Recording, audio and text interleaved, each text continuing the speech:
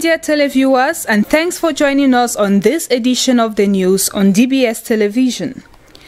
Barely few days to the kickoff of the CHAN 2021 in Cameroon, the atmosphere in the capital city of the East region, Bertoua, appears to be indifferent to the fever of the competition. Talking to some Bertoua city dwellers, some say they are not even aware of the competition. To them, the issue could be blamed on poor communication. In popular areas where such competitions are always noticeable, like those selling sporting gadgets or electronics like television, retailers say they do not notice any effervescence. However, they hope that the performance of the Indomitable Lions on Saturday may be a pace setter if they play an encouraging football. Nevertheless, they all wish a successful adventure to the home side throughout the tournament.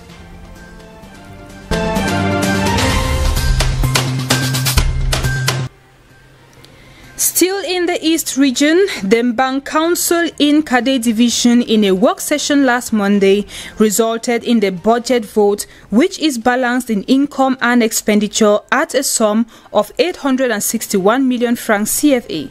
The 2021 municipal budget will be devoted to the continuity of the development project and the opening up of Mbang by improving the living conditions of the population. Particular emphasis is laid on road maintenance, education and access to health care and potable water for all, as well as the construction of the Mbang Town Hall. Focusing on living conditions, it is worth noting that the populations of Mbang have been living in absolute poverty, worsened by the closure of Société Forestière Industrielle de la Doumé, which was a secular arm for the development of the municipality. The new administration has this far made efforts in terms of electricity energy by supplying a solar power station. This is appreciated by the populations of Mbang, who however ask for more. They seek the maintenance of rural roads and the urban roads, plus access to quality health care and drinking water. To solve these problems, which requires enough resources, the municipal executive intends to create its own source of funding and also to rationalize expenses for the future of Mbang.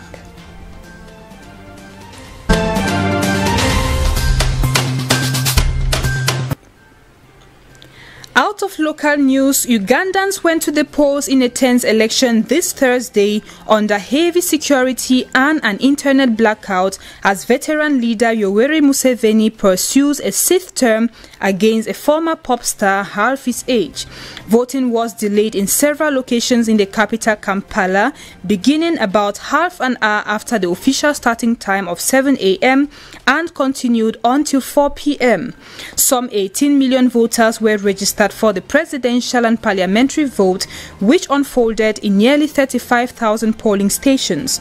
Bobi Wine is the strongest of 10 opposition contenders trying to unseat Museveni. The internet went down on the eve of the vote, with some parts of the country reporting complete disruptions or significant slowdowns after one of the most violent election campaigns in years. Museveni is seeking a sixth term in office, having ruled for almost 4 decades against Bobi Wine, aged 38, whose popularity among the youthful population has rattled the former rebel leader.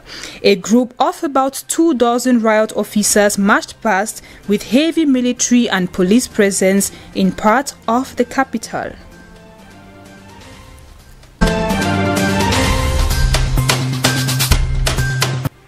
Rebel forces in the Central African Republic on Wednesday launched 2 attacks close to the capital Bangui that were swiftly repelled, Interior Minister Henry Wanzet Lingwisara said.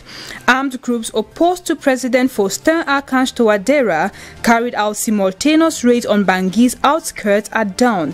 The rebels are protesting the re-election on December 27 of President Faustin-Archange Touadéra. Following the January 4 announcement of Touadéra's victory, the rebel coalition said they would take the capital.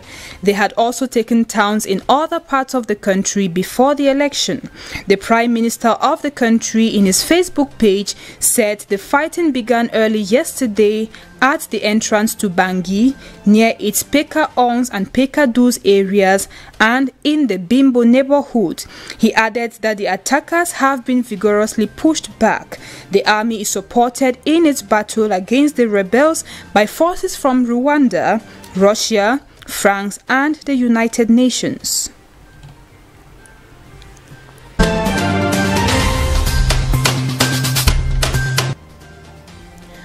Opposition parties in Benin have formed a coalition against Patrice Talon, who is likely to run for a second term in presidential elections scheduled for the 11th of April by the Election Commission early this week. Former President Boni Yayi's Democrat Party concluded an alliance with two parties and a movement in Cotonou on Wednesday. Known as the Front for the Restoration of Democracy, this alliance aims to take common action to obtain an alternation of power, also calling for an open and transparent ballot.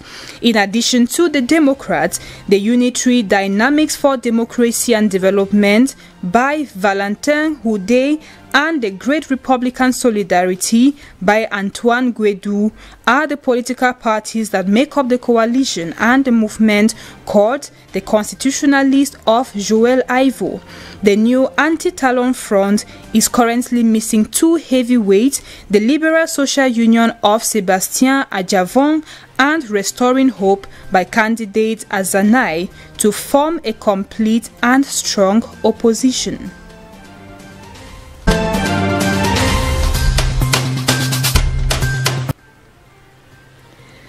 The 18-person advisory committee from the Libyan Political Dialogue Forum have begun direct consultations in Geneva, which is taking place under the supervision of the United Nations.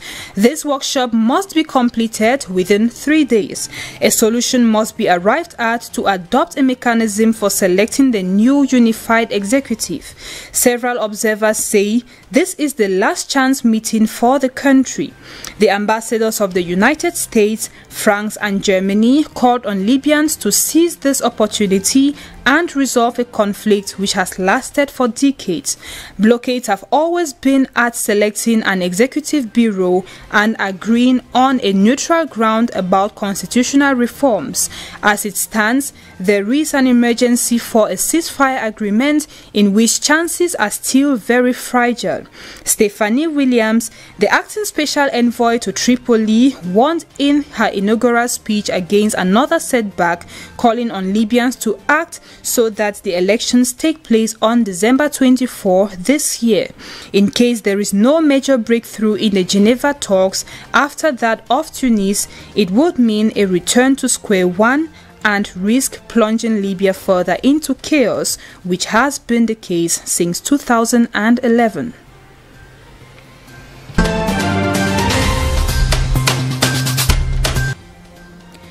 Concerning the coronavirus, the African Union has secured close to 300 million vaccine doses for the continent, a step towards starting the complex task of immunizing more than 1.2 billion people with limited logistical and financial resources. South African President Cyril Ramaphosa, who is also the AU chairman, is expected to give more detail on the vaccines, according to Ahmed Ogwell Uma, Deputy Director of the Africa Centers for Disease Control and Prevention. The order would be by far the largest on the continent to date. Many African nations are relying on COVAX, a global initiative to ensure equitable access to vaccines. However, the AU's 300 million doses would come from other sources, according to reports citing Nikes Ndembi, Senior Science Advisor for the Africa CDC. Delivery should be made by the end of March, and talks have been taking place with more than 30 manufacturers, he said.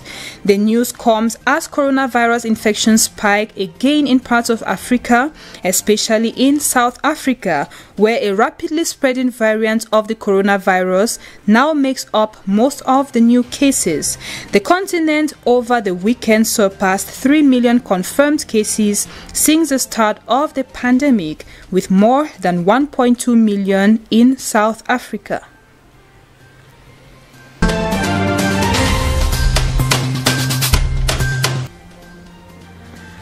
Over to the United States of America, President Donald Trump has become the first president in U.S. history to be impeached twice after being charged with incitement of insurrection over last week's deadly storming of Congress. The House of Representatives resolution, which was passed by a vote of 232 to 195 on Wednesday, states that Trump's actions and remarks ahead of the storming of the Capitol building in Washington, D.C. incited the rioters. He now faces trial in the upper chamber, the Senate, but not before he leaves office next Wednesday. Senators can vote to bar him from ever holding public office again.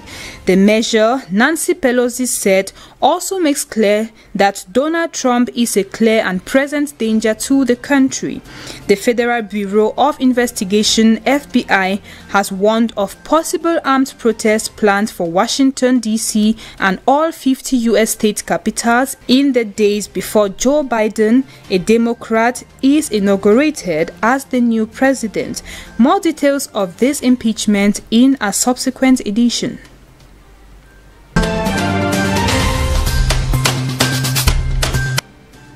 Kremlin critic Alexei Navalny has said that he will return to Russia on January 17 from Germany, where he has been undergoing treatment after being poisoned with a Soviet-era nerve agent. Navalny has said the remaining in Germany was never an option for him and that he would return home on a victory flight. Navalny, one of President Vladimir Putin's leading critics, was airlifted to Germany for treatment in August after collapsing on a plane in what Germany and other Western nations say was an attempt to murder him. Labs in Germany, France and Sweden, and tests by the Organization for the Prohibition of Chemical Weapons established that he was exposed to a Soviet-era Novichok nerve agent. The Kremlin has denied any involvement in the attack and called on German doctors to provide proof that he was poisoned.